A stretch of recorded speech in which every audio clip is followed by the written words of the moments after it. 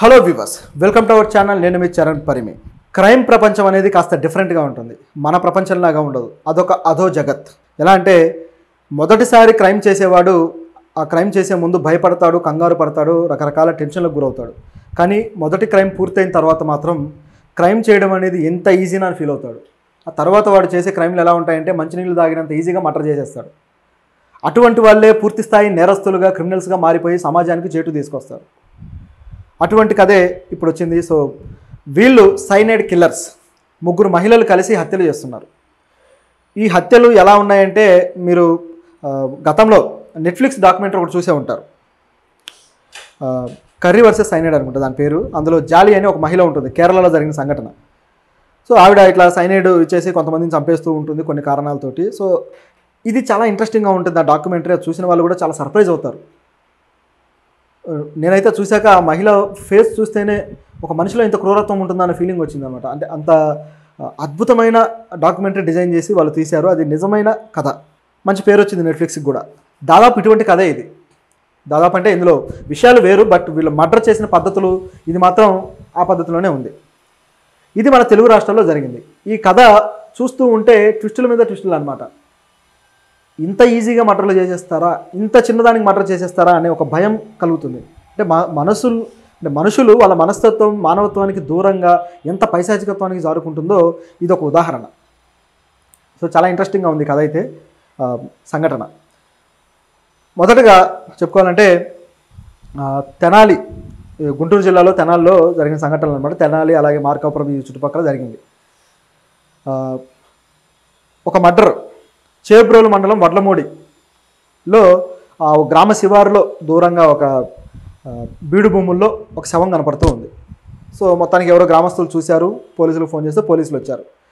గుర్తు తెలియని శవంలాగా ఉంది. చూస్తే ముస్లిం మహిళ. సో ఆవిడ ఎవరా ఏంటి అని చెప్పి కనుక్కునే ప్రయత్నం చేస్తే ఆవిడ దగ్గర ఉన్న ఫోన్ నెంబర్ ద్వారా ఆవిడ పేరు అంటే ఆవిడ కాంటాక్ట్ చేస్తే ఆవిడ పేరు నాగూర్ బి అని చెప్పి తెలిసింది, షేక్ నాగూర్ బి. సో ఎవరు చంపారు ఏంటి అనే ఆధారాలు అయితే లేవు. అక్కడ ఫోరెన్సిక్ టీం గమనించి చూసినప్పుడు వాళ్ళకి ఫోరెన్సిక్ ఆధారాలుగా ఒక ఎవిడెన్స్ దొరికింది. అదేంటంటే సైనైడ్. కొద్దిగా సైనైడ్ పార్టికల్ అక్కడ దొరకడం జరిగింది. సో దొరకడంతో వాళ్ళు టెస్ట్ చేసి ఇది సైనైడ్ అని డిసైడ్ చేశారు. చివరికి ఆవిడ సైనైడ్ వల్లే చనిపోయింది అనేది కన్ఫర్మ్ అయింది ఆటోప్సీ రిపోర్ట్ వల్ల. ఇక దర్యాప్తు చేయడం మొదలెట్టారు పోలీసులు. దర్యాప్తు చేస్తూ ఉండగా అసలు ఆవిడ ఇక్కడికి ఎలా వచ్చింది ఏంటని చూస్తే ఆవిడ ఒక ఆటో ఎక్కి వచ్చిందని తెలిసింది. చివరికి ఆటో ఎవరైతే ఎక్కించుకున్నారో అతన్ని పట్టుకున్నారు. పట్టుకొని ఈవిడ ఎక్కడ ఎక్కారు, ఏమేం జరిగిందని కనుక్కుంటే అతను కొన్ని విషయాలు చెప్పాడు. తర్వాత ఇక ఈ విధంగా తీగ లాగితే డొంకంతా కదిలి ఈవిడ చావు మొదటి మర్డర్ కాదు, ఈవిడ చావు 4వ మర్డర్. గతంలో 3 మర్డర్లు చేశారు ఈవిడ చంపిన వాళ్ళు అని చెప్పేసి పోలీసులకి బ్రహ్మాండమైన ఇన్ఫర్మేషన్ వచ్చింది. అసలు వాళ్ళు ఎవరు, ఎందుకు చంపుతున్నారు, ఈవెన్ ఎందుకు చంపారు అనేది బాగా ఆసక్తికరంగా మారి పోలీసులు దీని మీద ఎంక్వైరీ చేస్తే అనేక విషయాలు తెలిసాయి. ఎస్పీ సతీష్ కుమార్ గారు ఇవన్నీ బయటపెట్టారు, అంటే కేసు అంతా పూర్తయిన తర్వాత. సో ఇవి గమనించి చూస్తే అసలు ఎవరు వీళ్ళు, ఎక్కడి నుంచి మొదలైందనే చూడాలి. తెనాలిలోని ఎడ్ల లింగయ్య కాలనీకి చెందిన ఒక మలయాళ వెంకటేశ్వర అనే మహిళ, అలియాస్ బుజ్జి. సో ఆవిడ 32 సంవత్సరాలు.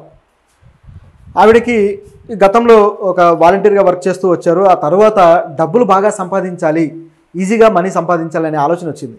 కానీ ఏం చేయాలి, ఎలా చేయాలని తెలియదు. చివరికి ఆవిడ పని చేయడానికి కాంబోడియా వెళ్ళారు. సో అక్కడ డబ్బులు సంపాదించాలనే ఉద్దేశంతో వెళ్ళిన తర్వాత అక్కడ చేసిన పని ఏంటంటే ఆవిడ సైబర్ నేరాలు చేయడం మొదలుపెట్టారు.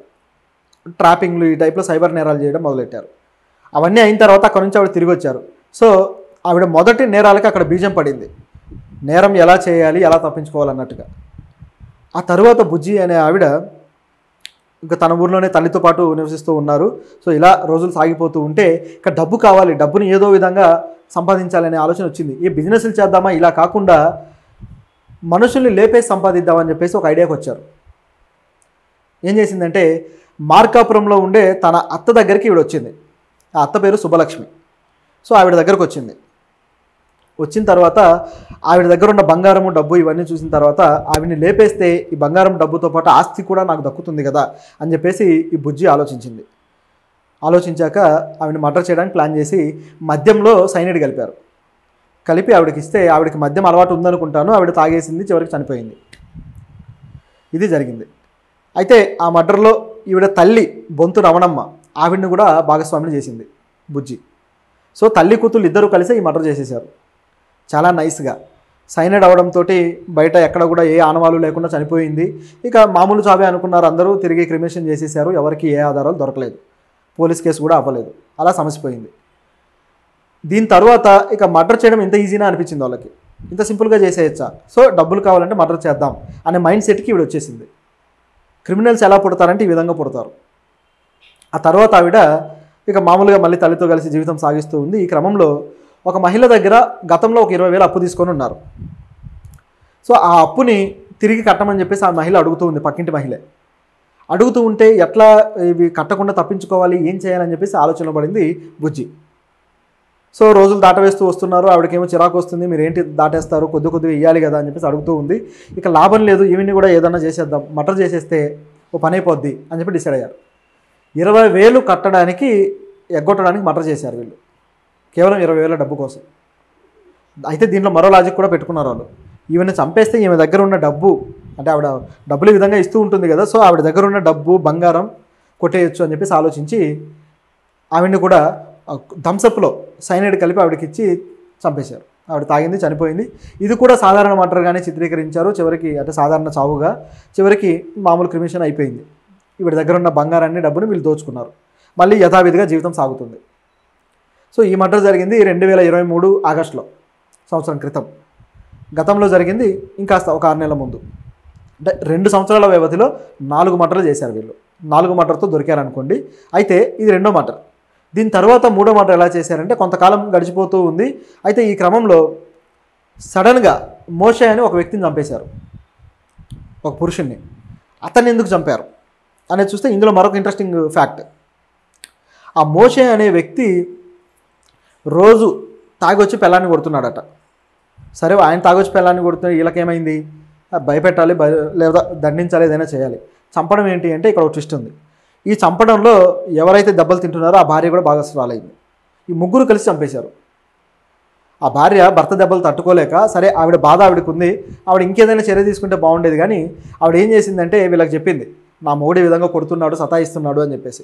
చాలామంది కొన్ని పేద కుటుంబాల్లో ఈ విధంగా టార్చర్ చేసే మొగులు, తాగుబోతు మొగులు ఉంటారు. వీళ్ళ వల్ల మహిళలు విసిగి వేసారి చివరికి వీళ్ళ నుంచి విడిపోలేక, అలాగని అక్కడ ఉండలేక నానా యాతన పడుతూ ఉంటారు. అలాంటి వాళ్ళని ఈమె ట్రాప్ చేసి ఈజీగా చేయడానికి అవకాశం దొరికింది. అంటే వాళ్ళ మైండ్ సెట్ అలాంటి అన్స్టెబిలిటీ స్టేజ్లో ఉంది. సో ఏం జరిగిందంటే ఈ భూదేవి తన బాధలన్నీ కూడా ఈమెకు చెప్పుకుంది, వీళ్ళకి, తల్లి కూతుళ్ళకి చెప్పుకున్న తర్వాత వీళ్ళు ఏం చేశారంటే, అయితే ఇంకెందుకు ఆలస్యం, లేపేద్దామని చెప్పేసి అన్నారు. వీళ్ళకి లేపేయడం అంత అలవాటు కదా, ఈజీగా చంపేయగలరు కాబట్టి అనేసరికి ఆవిడ ఇన్ఫ్లుయెన్స్ అయిపోయింది భార్య. అంతేనా, లేపేస్తే ఇక నాకు జీవితాంతం ఈ బాధ ఉండదు కదా అని చెప్పేసి ఆవిడ అనుకుంది. మరి ఆ భర్త ఎంత టార్చర్ చేశాడో కానీ చివరికి సరే లేపేయాలని డిసైడ్ అయిపోయి ఆయనకు కూడా ఇదే విధంగా సేమ్ మద్యంలో మందు, ఇది సైనైడ్ కలిపేసి ఇచ్చారు. చివరికి తాగేసి చనిపోయాడు ఆయన. ఇట్లా మద్యంలో కలపడము, థమ్సప్లో కలపడము, ఈ విధంగా కలిపి ఇవ్వడము, తాగిన తర్వాత వాళ్ళు చచ్చిపోవడం. ఈ కేసులో కూడా ఏ ఆధారాలు దొరకలేదు, ఇక సాఫీగా సాగిపోయింది. చివరికి అంటే మందు తాగిన తర్వాత కొంతమందికి ఆ గొంతు ఎండిపోయి కూడా చనిపోయే వాళ్ళు ఉంటారు, కొన్నిసార్లు నాటు మందు తాగి, అంటే నాటు సారాలు తాగి. సో ఈ తరహాలో దాన్ని కూడా కప్పిపుచ్చేశారు. అయితే దీంట్లో వీళ్ళు బేరం మాట్లాడుకుంది ఏంటి, వీళ్ళకి లాభం ఏంటంటే కొంత డబ్బు, కొంత బంగారంతో పాటు ఆయన పేరు మీద ఇన్సూరెన్స్లో కూడా వాటా మాట్లాడుకున్నారు, ఆవిడకి వచ్చే ఇన్సూరెన్స్లో. సో ఎంత తెలివిగా ఆలోచించారో చూడండి. అది అయిపోయింది. ఆ తర్వాత 4వ మర్డర్ ఒక 2 నెలల క్రితం జరిగింది.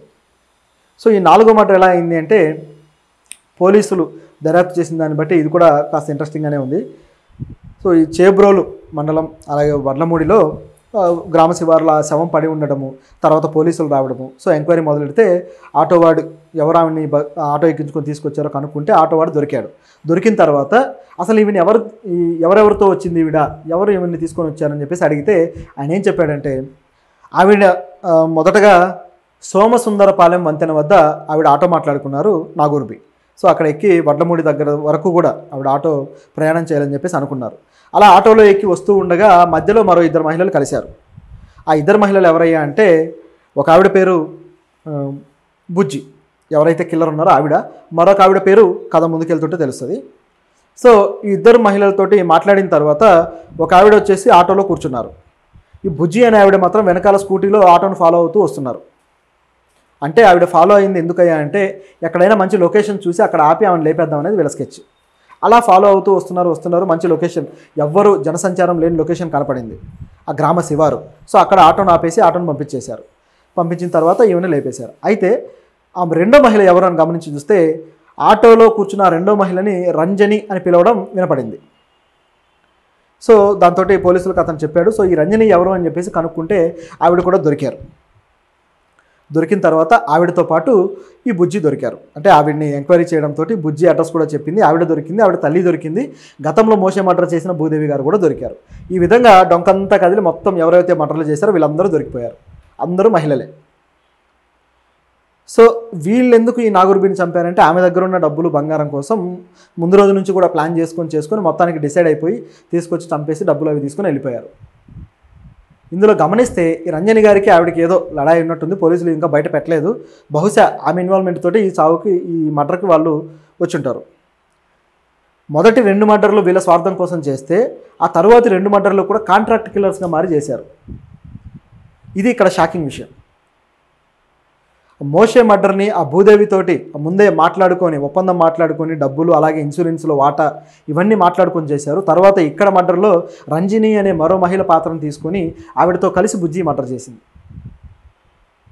సో ఇందులో వీళ్ళ మధ్య ఏముందనేది ఇంకా పోలీసులు తెలియాల్సి ఉంది, వాళ్ళు ఇంకా చెప్పాల్సి ఉంది. ఇంకా మరిన్ని ట్విస్టులు అయితే ఇందులో వచ్చే అవకాశం ఉంది. ఇది ఇందులో ఉన్న కథ.